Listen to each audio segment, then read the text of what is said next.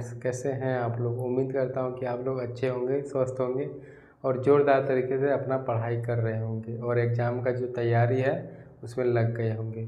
तो फ्रेंड्स, आज के इस वीडियो में हम लोग क्लास 8 गणित का प्रश्नावली 1.2 का क्वेश्चन नंबर 5 से सॉल्व करना शुरू करेंगे। तो चलिए वीडियो को शुरू करते हैं। तो फ्रेंड्स, 5 नंबर में देखिए क्या कहता है कि योग के क्रम विनिमय और साहचर्य गुणों का उपयोग करके निम्नलिखित परिमेय संख्याओं का मान ज्ञात कीजिए। तो योग का क्रम विनिमय गुण और साहचर्य गुण दोनों को यूज़ करके इस सब का मान निकालना है। ठीक है, पहले क्रम विनिमय गुण समझिए।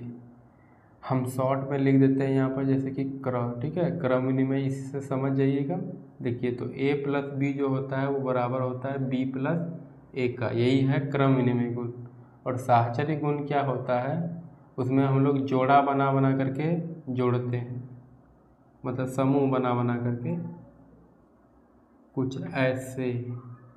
देखिए, क्रम विनिमय गुण क्या कहता है कि क्रम को बदल बदल करके हम लोग जोड़ी और गुना कर सकते हैं। साहचर्य गुण क्या कहता है कि हम लोग साहचर्य करके, मतलब कि समूह बना बना करके, कोई भी समूह बना बना करके हम लोग जोड़ कर सकते हैं, गुना कर सकते हैं। ठीक है, तो यही दोनों नियम है, इसी का यूज़ करके इसको सॉल्व करेंगे। तो देखिए फ्रेंड्स, पहले हम लोग का यहाँ पर प्लस माइनस जहाँ जहाँ भी है उसको गुना कर लेते हैं। देखिए 3/5 है, प्लस 7/3 है, प्लस माइनस माइनस होगा 11/5, फिर है यहाँ पर 2/3। ठीक है, तो क्रम विनिमय गुण और साहचर्य गुण दोनों को यूज़ करना है। देखिए, क्रम को बदल देंगे। यहाँ देखिए बट्टा में 5 है, इसमें भी 5 है, इन दोनों को एक साथ लाएंगे 3/5 और यहाँ माइनस 11/5, इन दोनों को एक साथ ले आए हैं। अब प्लस 7/3 जो है इसको रखेंगे इसके साथ, प्लस 2/3 के साथ, और साहचर्य नियम बोला है तो दोनों को ऐसे समूह बना दीजिए। अब देखिए अंदर में काम करेंगे, 5 और 5 का लघुत्तम 5 और ऊपर में 3 माइनस 11 जाएगा। ठीक है, प्लस यहाँ देखिए लघुत्तम 3 आया, ऊपर में सेम टू सेम बस लिख देना है। देखिए फ्रेंड्स, यहाँ प्लस माइनस आया, घटेगा, 11 में 3 गया 8 और बड़ा का चिन्ह माइनस है। ठीक है, ऐसे, फिर यहाँ प्लस है 7 2 9/3। अभी हम लोग और सॉल्व कर रहे हैं। 5 और 3 का लघुत्तम लेंगे, 15 आएगा, 5 का 15 3 बार में तो 3 8 24 और यहाँ माइनस है, फिर प्लस है 3 का 15 5 बार में तो 5 9 45। देखिए प्लस और माइनस है तो क्या करेंगे, यहाँ पर घटाएंगे, 5 में 4 गया 1, 4 में 2 गया 2, और जो बड़ा का चिन्ह है ये प्लस है तो बढ़िया है, वही रहने देंगे। आप लोग चाहे तो इसको कटा भी सकते हैं या फिर यहीं पर आंसर छोड़ सकते हैं, दोनों सही है। अब बी नंबर में भी देखिए हम लोग पहले क्या करेंगे, जो चिन्ह सब है उसको गुना कर लेते हैं। यहाँ प्लस माइनस, माइनस 1/6 हो जाएगा, प्लस माइनस माइनस 2/3 हो जाएगा, अब प्लस यहाँ पर है 2/6। ठीक है, कोई दिक्कत नहीं है यहाँ तक।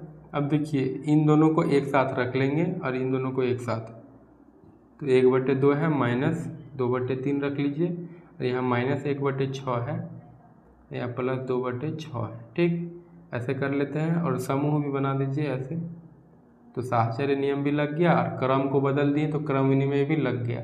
अब 2 और 3 का लघुत्तम 6 आएगा। ठीक है, 2 काम 6 3 बार में तो 3 एकम 3, माइनस 3 काम 6 2 बार में 2 दूनी 4, बीच में माइनस दे दीजिए। यहाँ देखिए 6 और 6 का लघुत्तम 6 आएगा, यहाँ ऊपर में जैसे का तैसा ही रह जाएगा। यहाँ देखिए प्लस माइनस है, घटेगा, 4 में 3 गया 1, बड़ा का चिन्ह माइनस, तो माइनस 1/6, यहाँ माइनस है, फिर 2 और 1 3/6 आएगा। ठीक है, 6 और 6 का लघुत्तम 6 होगा, ऊपर में जैसे का तैसा लिख दीजिए और फिर इन दोनों को जोड़ दीजिए, माइनस माइनस है तो जुड़ जाएगा, माइनस 4/6। इसमें भी आप लोग इसी तरह आंसर छोड़ सकते हैं या फिर इसको कटा भी सकते हैं। तो फ्रेंड्स, अब हम लोग 6 नंबर का क्वेश्चन को देखते हैं। 6 नंबर में क्या कहता है, अब देखिए, तो 6 नंबर में कहता है कि रिक्त स्थानों को भरिए, मतलब रिक्त स्थानों को भरना है। नियम सब आप लोगों को याद रखना है, क्रम विनिमय साहचर्य ये सब नियम ही यहाँ पर पूछा गया है। तो चलिए देखते हैं। इसमें देखिए ये वाला और ये वाला जोड़ा गया है और बराबर के इधर में ये दिया गया है, तो यहाँ पर ये वाला भराएगा। ठीक है, इसी को भरना है क्योंकि बराबर का इस साइड में ये वाला नहीं है, तो इसको भर देंगे।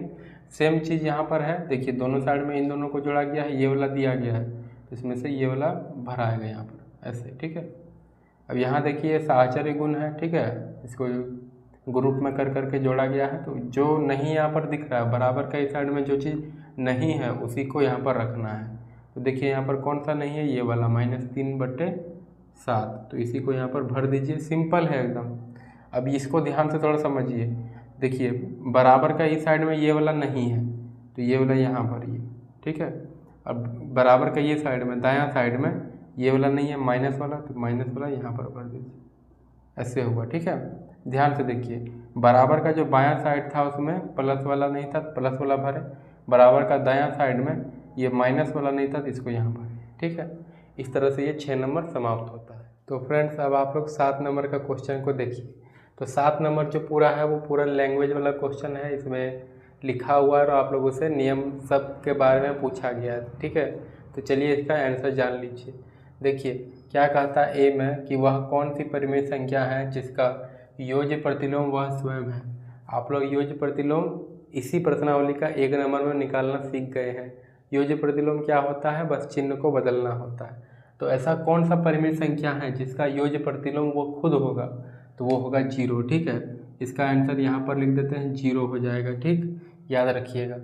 बी नंबर में देखिए, किसी ऋणात्मक परिमेय संख्या का ऋणात्मक क्या हो, ठीक है। ऋणात्मक संख्या का ऋणात्मक पूछा है, मतलब माइनस का माइनस, ठीक है। सॉल्व करके बताते हैं, माइनस का माइनस, ठीक है। माइनस का क्या मतलब हुआ, ठीक है, ऋणात्मक का ऋणात्मक, तो माइनस का मतलब क्या हुआ, गुना, तो माइनस गुना माइनस क्या होता है हम लोग का, प्लस होता है। तो इसका सही आंसर होगा धनात्मक, ठीक है, धनात्मक यहाँ पर इसका सही आंसर हो जाएगा, ठीक है। सॉल्व करके बता दिए, माइनस का माइनस मतलब माइनस गुना माइनस, और माइनस गुना माइनस प्लस हो जाएगा, ठीक। अब सी नंबर देखिए, सी में क्या कहता है कि क्या दो परिमेय संख्याओं का अंतर एक परिमेय संख्या है। तो क्या दो को परिमेय संख्या को घटाएंगे तो परिमेय संख्या मिलता है क्या, ये सही बात है, मिलता ही है। 3 में 2 घटाइए 1 मिलेगा, ठीक है, तो ये परिमेय संख्या ही है, ठीक। इसका सही आंसर हाँ हो जाएगा। अब डी नंबर देखिए, क्या योग पर परिमेय संख्या साहचर्य है। तो बिल्कुल सही बोल रहा है, योग के अंतर्गत परिमेय संख्या साहचर्य होती है, तो इसका भी आंसर होगा हाँ, ठीक है। अब ई में देखिए, क्या योग के अंतर्गत परिमेय संख्या क्रम विनिमय है। तो हाँ, क्रम विनिमय भी होता है, साहचर्य भी होता है। हम लोग पीछे जो क्वेश्चन सॉल्व किए हैं उसमें भी आप लोग देख सकते हैं। एफ नंबर देखिए, क्या व्यवकलन के अंतर्गत संख्याएं क्रम विनिमय है। व्यवकलन मतलब याद रखिए घटाव, ठीक है। व्यवकलन का क्या मतलब होता है, घटाव। तो क्या घटाव में परिमेय संख्या क्रम विनिमय होता है, बिल्कुल नहीं, एकदम नहीं होगा।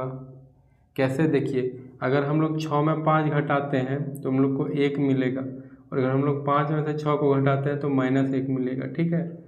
क्रम को बदल दिए तो आंसर अलग हो गया, तो क्रम विनिमय नहीं होता है।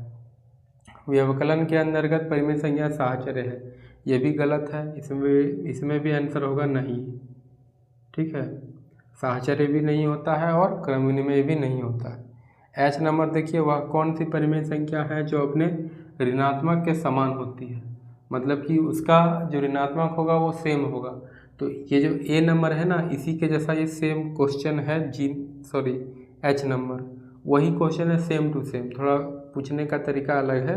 वह कौन सी संख्या है जो अपने ऋणात्मक के समान है, तो वो हो जाएगा 0, ठीक है, याद रखिएगा। लास्ट देखिए आई नंबर, परिमेय संख्याओं के लिए योज्य तत्समक क्या है। तो योज्य तत्समक बेसिकली क्या होता है कि हम लोग कोई परिमेय संख्या में क्या चीज़ को जोड़ें कि हमको घुमा के वही संख्या मिल जाए। आप लोग समझ रहे हैं ना, क्या जोड़ेंगे कि वही मिल जाए। 2 में हम लोग क्या जोड़ें कि हमको 2 ही मिल जाए, ठीक है, तो 0 जोड़ना पड़ेगा ना, तब ना 2 मिलेगा। तो ये जो 0 होता है ये योज्य तत्समक होता है, ठीक है, याद रखिएगा। इसका भी आंसर 0 हो जाएगा। तो फाइनली फ्रेंड्स 1.2 प्रश्नावली हम लोग का ख़त्म हो गया है। अब आप लोग 1.3 प्रश्नावली को समझेंगे अगले वीडियो में। मिलते हैं आप लोगों से फिर से एक नए वीडियो में। अगर आप लोग नए हैं तो प्लीज़ चैनल को सब्सक्राइब कर लीजिए और जो बेल आइकन है उसको ऑल पर सेट कर लीजिए, सारा नोटिफिकेशन आप तक पहुंच जाएगा।